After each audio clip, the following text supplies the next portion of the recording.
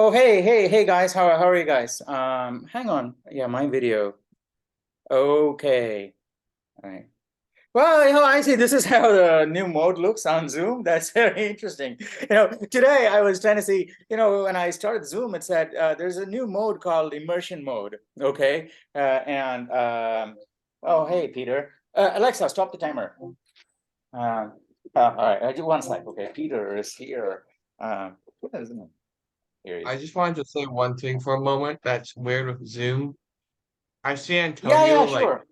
yeah, I see Antonio's like outline, like his body in front of Yeah, you. and he's like inside of me there. Yeah, right in the Yeah, he's middle. inside of you. I don't know why. Yeah. Okay. That's so funny, That's so isn't it? weird. Who's talking? So you don't know if Antonio's talking or I'm talking. And why is it Antonio's not the active speaker, right? I'm the active speaker. And how did Zoom just pick the one of the three of you guys at random to put here? Maybe So he joined first. and Yeah, also I how do think you I joined change first the as well. Yeah. I think they're just So now I experimenting with guess this he's mode. the active I don't know, he's like a ghost, a shadow of you, Let I me see what guess. happens if I. Nope, it just shows my name. Okay. Oh, Oh, I see, Antonio. So you initiated that, right? So you initiated coming on screen and going off screen Yeah, I just stopped my because video you and just then disappeared from the screen. yeah. How did you do that? I just stopped my video. That's it. I just turned my camera off and then So yeah. but everybody has their video on. So why Yeah. did Zoom just select you? So I think it's just maybe they're still experimenting with this. Is some wrinkles because this is the first time I've seen this. In fact, we had a class on Zoom. Well, yeah, I didn't make the last meeting with you guys, but I'm pretty sure I had a meeting with at least 2C or someone must be. And by the way, last meeting, it was set to record on the local computer, which I think should be the one of your computers. Okay, whoever started the meeting first, joined the meeting first, will have a recording of last week's meeting, the one that I missed. So if you are able to find it, let me know, and you can just upload it into onto our channel. Yeah. And otherwise, that's fine. I don't know. Should we keep this immersion mode going because I think it's still experimental, but and I can't tell if Antonio is speaking because he's too tiny now, and I can't see. That's the thing, right? In this mode, the other thing that's problematic is that they don't seem to have a way to resize the various panels. You're just stuck with these stamp size things. Let me just go to gallery. I think that's much better. Stop immersive for everyone. Yes. Okay. I think this is much better because, or at least it's clear who's talking, even though Zoom is still not doing a good job of speaker ID. No, active speaker ID. I think it's much better. Okay. Anyway, yeah. I almost thought I wasn't going to make the meeting today. I went to Foothill today to, turn on one of my computers, and I thought, well, you know what, I'm not going to make it in time this week. Also, well, it's a Friday meeting. I'll get to see you guys on Monday anyway, and we can talk about the final on Monday. Okay. If you have any questions about the final this week, just use it to polish up all of your quests. Make sure that you got all of the trophies and everything. And also try and create a couple of really cool pictures like Dylan and Namrata. I don't know where's Namrata gone. People just wrap up these quests and disappear. Yeah, well, I don't know. Anyways, that's part of the reason why I'm not teaching CS2C. Actually, you know what? On the way back on the bus, I had an idea, and it's kind of related to the reason why I'm not teaching 2C, because well, part of the reason is because I think it's not a cultural fit to Foothill College. Because if you can just compare to all of the other 2C sections you have here, students have a different expectation, I think, right? So I might be mistaken, but this is what the data shows. The students, most of them are not interested in learning, but it seems like I already know the stuff, give me an A. And then if they don't get an A or don't do as well as they think they should be doing because it makes them lose interest, and they just disappear. And so I thought, one way to make sure that we get, but I do get a few of you guys, okay, a few, but look at this, 4 or 5 people here, but I have 40 people as the size of our class, and at least 40. I can teach 100 or even 100,000 people. It's on Zoom. I don't have a problem with that. But I think Foothill labor laws or something like that says 40 is a max per class. And I can teach, any size class, giving equal attention to everybody as though it was just one person. Okay, it's not like 100,000 people. I'm not going to give attention to everybody. It'll be like now, because most of you guys will be helping each other, and I'll be helping here and there, on and off, and I can look into your code on occasion and things like that. But anyway, the idea I had, which is really cool. Yeah, how come he finishes these cookies so quickly? This is Peter, who comes by to get these cookies from me. I don't know if you can see him. But I just gave you a cookie. Right? Is that a squirrel? Yeah. Actually, there's a bunch of squirrels. I called the first one Peter, and then a lot of them started turning up, and then I couldn't tell the difference between them, so I call them all Peter. So sometimes you have two Peters turn up at the same time. Wow. It's kind Is of that how funny, you teach your students? right? I don't know. Maybe it's a different Peter this time, because I don't think a squirrel can actually eat 3 of those cookies and keep coming back for more. Because I feel like think of a that's cookie, like- human size. That cookie is like I feel like a tabletop, right? It's like a tabletop to a human, and it goes through 3 of I those. feel like some teachers treat their students the same way. Like they like, oh, I'm just gonna name this one this name and then name everyone else I don't remember that name. Right, okay. Yeah, but I know all of your names. Even if you come back like 5 years from now, there's some of my students from 5 years before. They could turn up now, and chances are very high that I remember their names. In fact, you know what? I think my memory wise, I can remember things from my childhood. Like 3 or 4 years old, I can remember things down to the detail of what shirt I was wearing and what patterns were on my pocket, what color, all those things. And every single word people told me when I was a kid, it's all very fresh in my memory. So for some reason, so I can recall most of you guys. Sometimes I don't, because I mix it up with other people that are similar.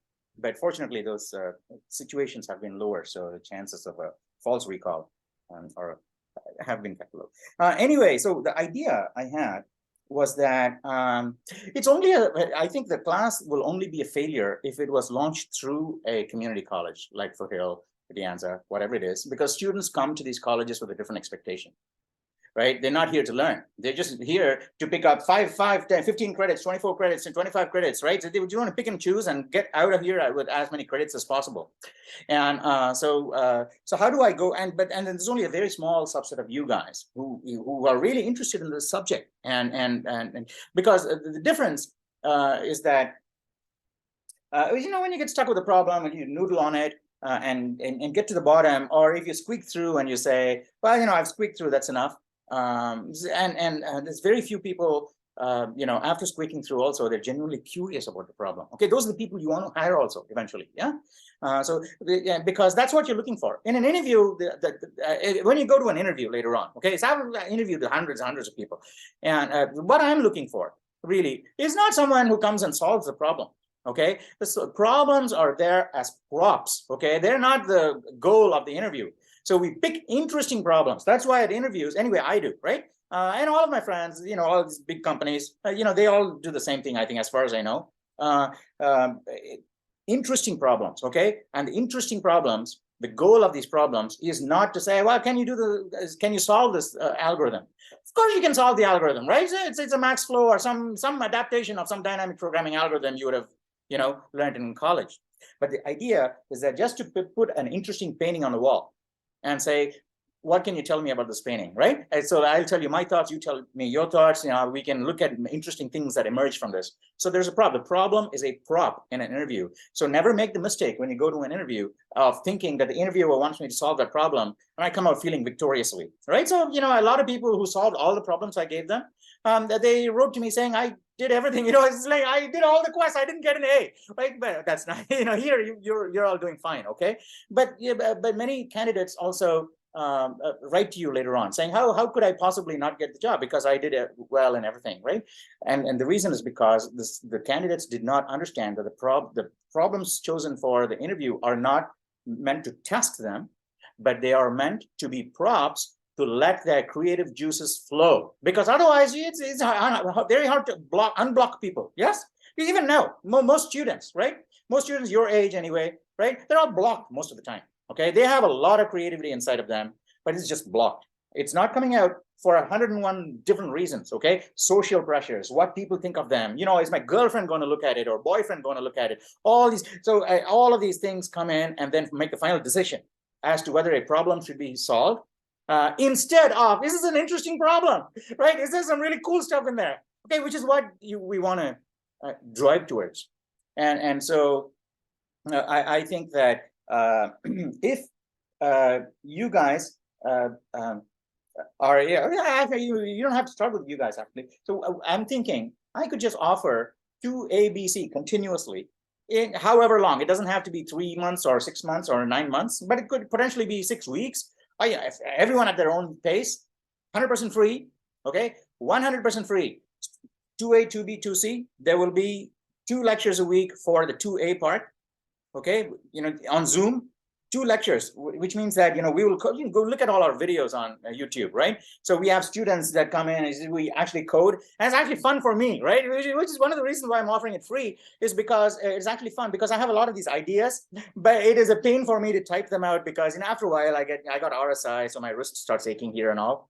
But in 2A, it's fantastic because I have these ideas about, you know, using ANSI codes to make a cube spin on a screen and all these things. And it's really cool to get a student to do it because we just talk the student through it. And if you look at the videos, what happens in 2A, right? But you guys are all beyond it now, right? In 2A, what happens is initially the students are, you know, a little trepidatious, right? Fearful, and they're thinking about, oh my God, I don't want to type the wrong thing because my classmates are watching, right? And obviously in classes, you have people that, you know, you want to date or, you know, have dated or, you know, or want to get to know and things like that. And they're watching. And so it's all self-conscious and right. But the idea is, but you always have to keep pushing the people and to just push them past that point.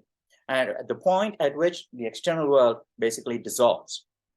Because the problem is so the gravity of the problem, you know, like a black hole, the draw of the problem is so strong that your entire vision has got to be focused on the problem. You can't afford to think about anything else because you're totally engrossed in it.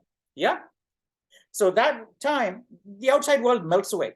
So all these social values that people have, totally shallow values, right? Illusory world just disappears.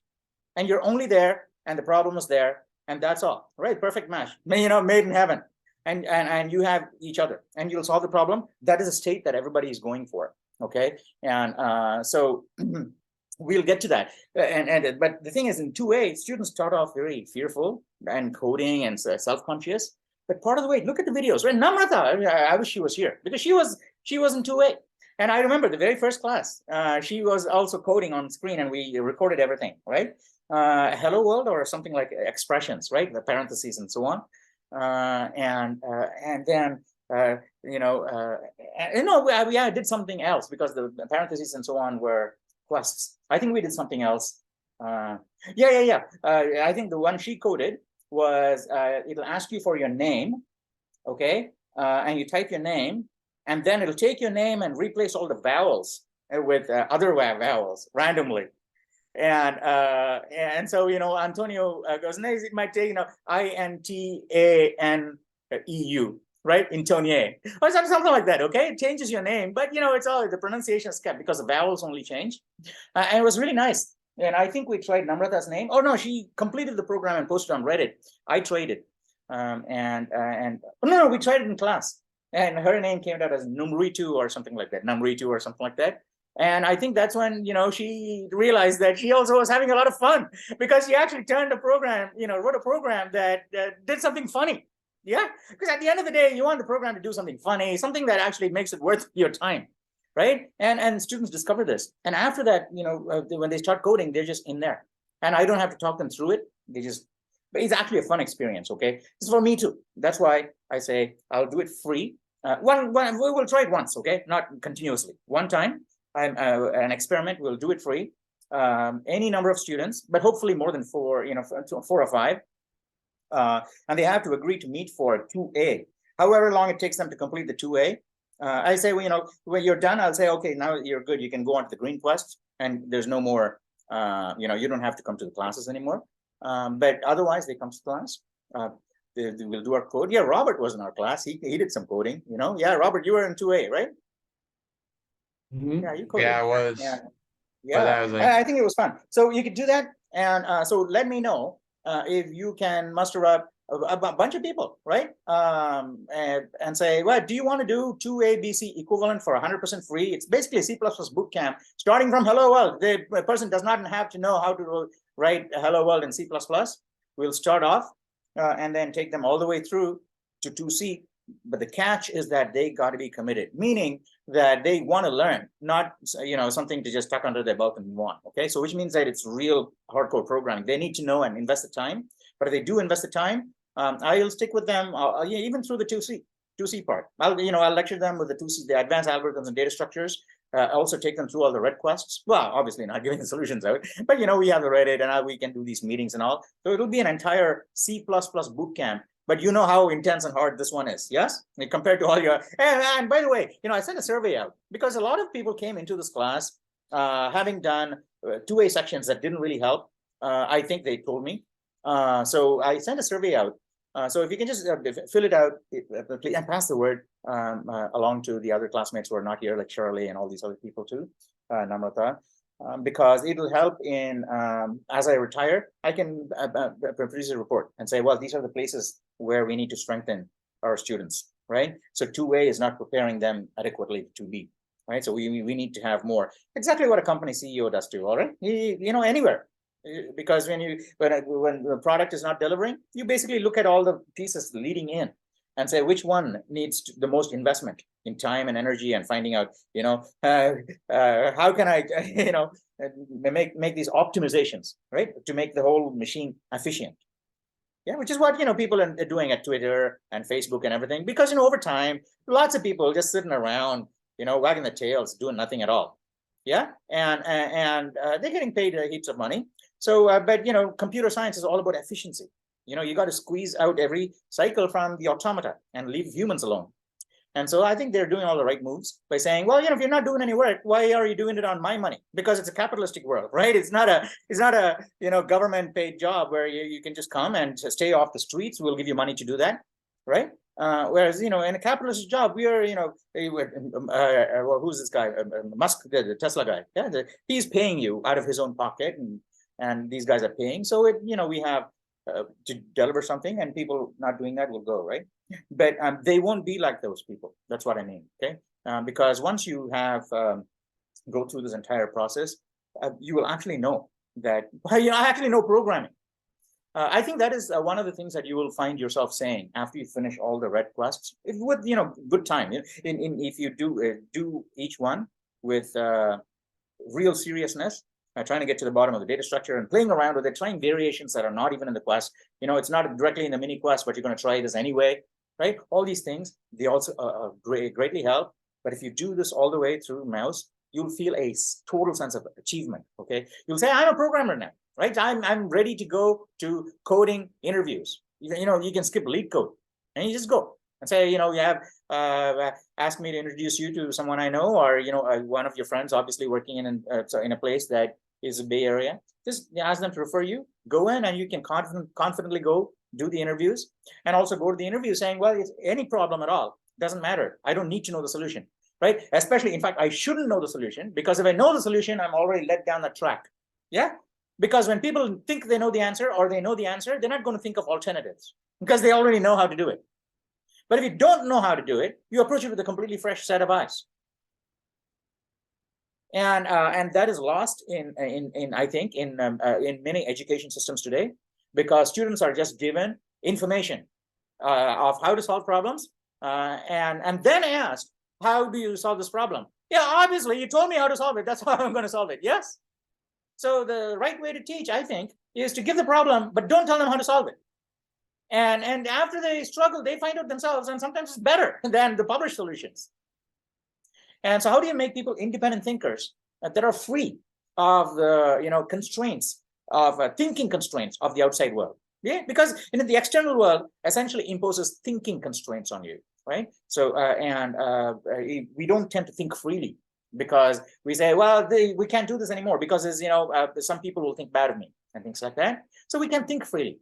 But creativity is inherently a free task, right? It has to be free, not completely undirected free, but it has to be free. When it finds that I need to explore that, you can't find a gate there saying, well, you need to pay this guy, or bow down to this person before you can go through the gate. Nobody's going to do that. A true artist will never bow down to anyone. Yeah.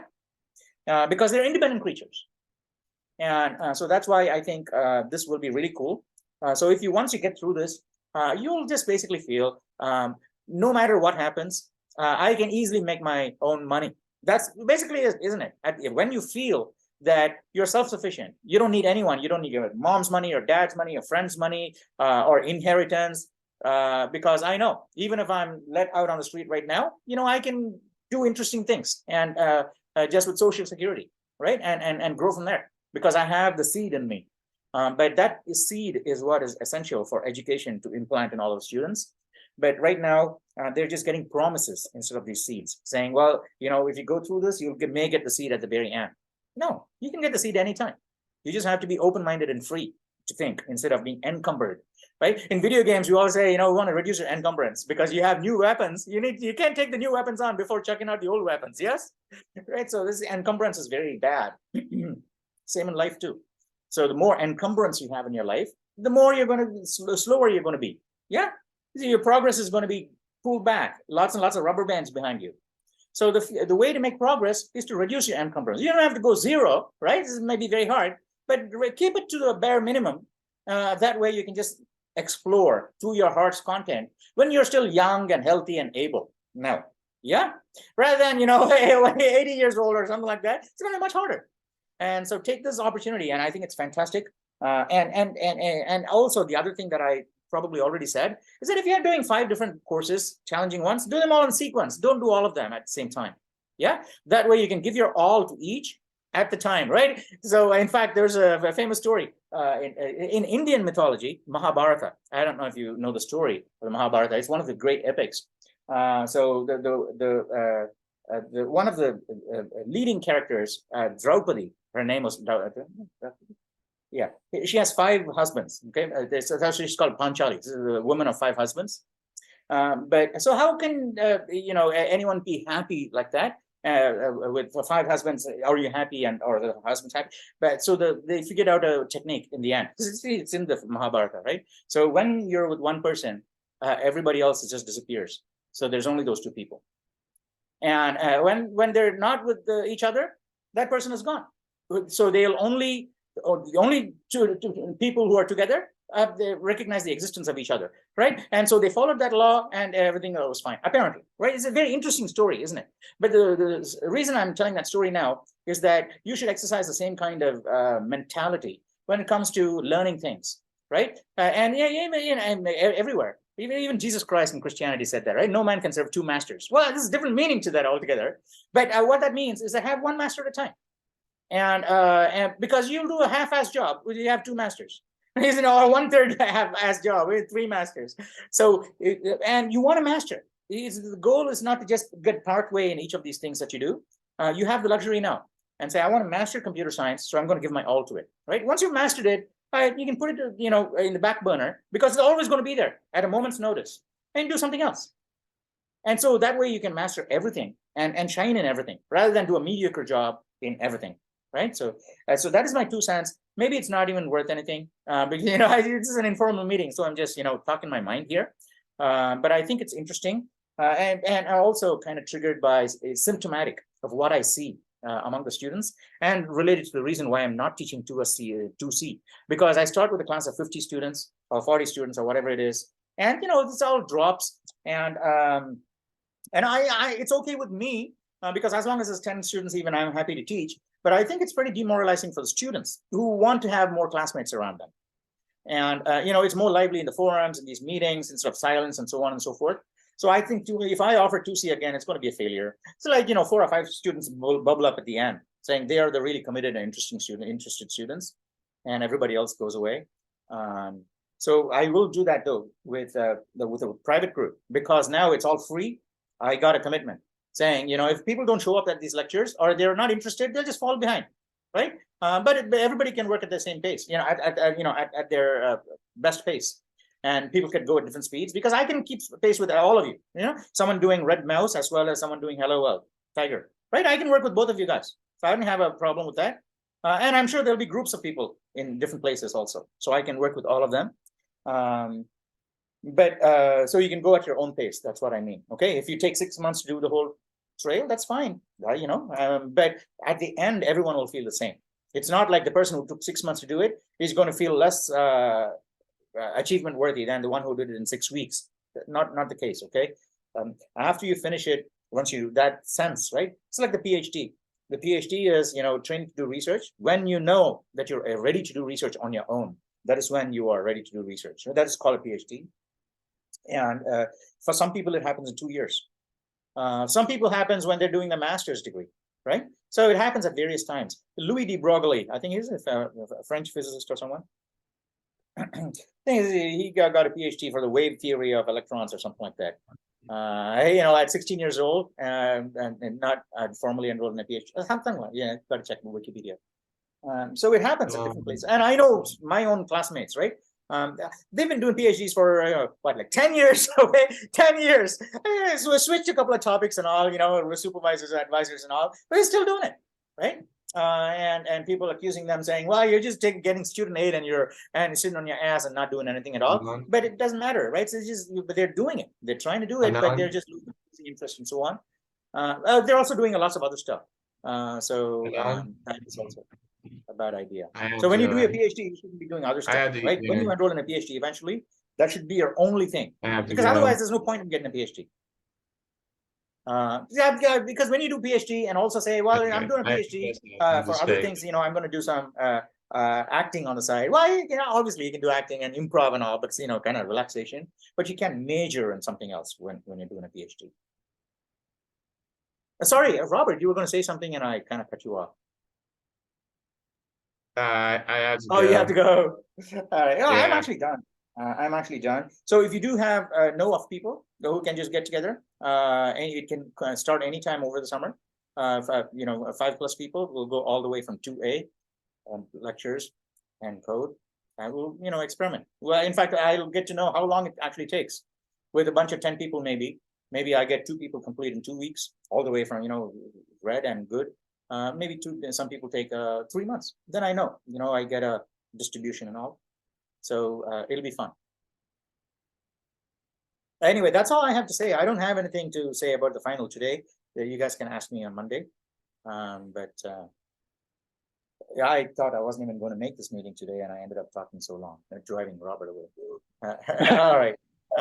Anyway, do you guys have any questions for me? Otherwise, you guys can talk to each other. You're all done, right? All of you, you're all done. Yeah, Professor, what about us who would be, I would do 2C next, but you're talking about going through 2A and 2B again, you can do that. You can get together in a class. So there will be people working on 2A quests at the same time. But there could be people working on 2C quests at the same time too. Okay, I see. And of course, the people who are doing 2C would not be expected to attend the lectures that I do for the 2A students. But it would be good if time permits and all. It'll be fun to have the senior students in class to help out and stuff. For sure. Yeah, you should tell Shirley, okay? Because I also think that she wasn't in here for the certificate, but she told us in the meeting, right? She was here to get practice or something like that. So this may be a perfect fit for her, right? No enrollment, no messing around with administrative stuff, and she just dive right in. All the material is there, and she can also attend the 2A lectures. I'm going to do it in fall in person, but she doesn't even have to wait until then. The fall is through Footer. You got to pay, but the one I'm offering now is free in summer. Yeah, I don't know. Maybe if it works out, even after I retire, this could keep going. I don't have to teach at Foothill, but yeah, I can just continue teaching this as long as there are students and groups of students who want to come in and it'll be a continuing a train that has no end, essentially, right? Because there will be people at various stages, people joining, getting off, getting on, getting off, like a tram system, right? It moves so slowly, you can get off and get on anytime. So we can turn it into something like that. The question tram. Anything else? You guys want to talk to each other? I'll take off. I'll turn the laptop around. I'll mute myself and turn the laptop around. Otherwise, because I started the meeting, I can't. I did have one more question about the Yeah, sure. the I forget what it was called, but the little write up that you mentioned Oh, yeah. us doing at the end. When is that due? End of Sunday, let's say. Okay. Yeah, if you want more time, that's fine. Just let me know. I think end of Sunday. The reason I said end of Sunday is because that the week 12 is finals week, and you don't want to be thinking about this in your finals week, really. But you can do it anytime. You're not. But maybe you're doing other courses. Who knows? Right. Yeah. Or make a movie or something like that, right? But week 12 I tend to keep free. That's why quest number 5 is also simpler than quest 4, because quest 5 falls in the midterm week. Yeah, Right. I think it's better. Yeah, next week. Did I answer everybody's questions? Nothing else for me? Okay, all right. I'm going to turn around the laptop around and mute myself. You guys feel free to chat as much as you want. The final report, we'll prepare it and also try and leave advice for future students so that we'll reduce the drop rate. If they hopefully if they read it. But I'm putting a link to it in the syllabus now. Saying, well, read what other people have said before you sign in. But nobody reads the syllabus, I think. This is going, click add. And unfortunately, the students actually read the syllabus, get on the waiting list, because the students who didn't read the syllabus but clicked add got in the class first. So all those problems. But I'm going to put a link in the syllabus again and say, well, read this, right? This is the amount of work involved. So don't enroll if not, then we'll have more active students in class. All right. Okay. It looks like Dylan's taking off. You going from work to home or something, or? I'm at work right now, so I see. moving around the office. All right, cool. All right. Anyway, I can take off. No questions for me. All good. All right. See you guys next week. Okay. See you on Monday. Tell Shirley to come too if she has any questions about the final. I'll see you guys later. Bye.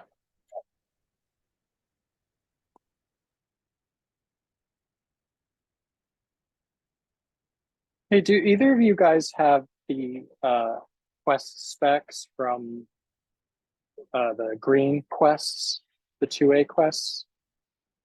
I don't have any of the quests down. Like I don't have the specs downloaded, but I have some of the passwords saved. Wait, I've saved. Hey, Dylan, there is a document called Enquestopedia. I think there's a link on the Reddit, or email me. It's a PDF document that contains the spec for all 27 quests. Oh, perfect. Awesome. Thank you. Yeah, it's a lower in resolution than the actual specs you download, but it's there. All of it is there. Great. Let me know. All right, cool. That was the only question I had. I don't know if you guys are doing anything. Yeah, I don't really have much to say. I think that the soccer ball that you made is really cool, I think. Oh, thanks. Yeah. It was like the code is not well done. I mapped out the whole thing. I actually found like a sort of flattened out representation of all of the nodes.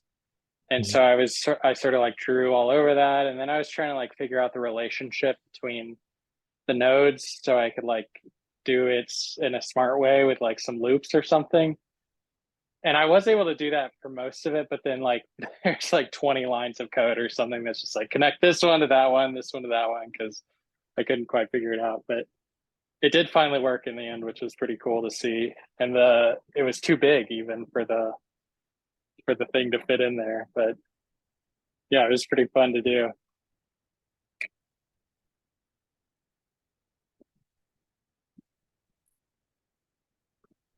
Well, did you figure out a way to make the things, how do I say it, like change the HTML or the CSS to make it like bigger, so you can I did a little bit. Still wasn't able to get the whole thing in there because for some reason, even though I sort of like expanded the space, I couldn't like drag the ball away from the edge. So it was always cutting off like the left side. I got the right side to show. Yeah, I also have that problem. Yeah, is that what you were running into? Yeah. Yeah, I couldn't figure out a way to just like open up the whole thing, but yeah.